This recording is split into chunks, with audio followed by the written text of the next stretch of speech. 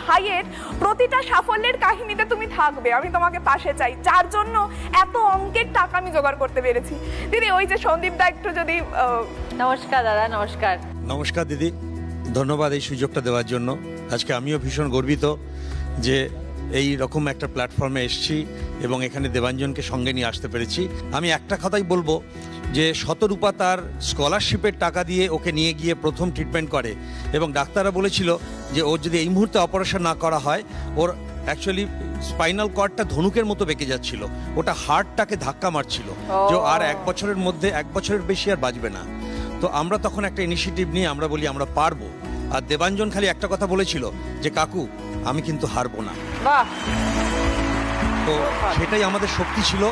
আমি এবং আমার যে সংগঠন সুখের চাদর, আমরা সবাই মিলে, আরও বিভিন্ন সংগঠন তারা এগিয়ে এসছে, আমরা পেরেছি এবং আমরা জিতেছি। Very ধন্যবাদ। খুব ভালো, দারুণ লাগলো দেবাঞ্জনের সাথে পরিচয় হয়। দেবাঞ্জন ভেরি গুড, খুব ভালো থাকবে আর এইরকম সবসময় উইল পাওয়ার স্ট্রং রাখবে। একদম দিদি। তুমি একদম ঠিকঠাক আছো, কোনো অসুবিধা নেই। হ্যাঁ, ঠিক আছে, ওকে।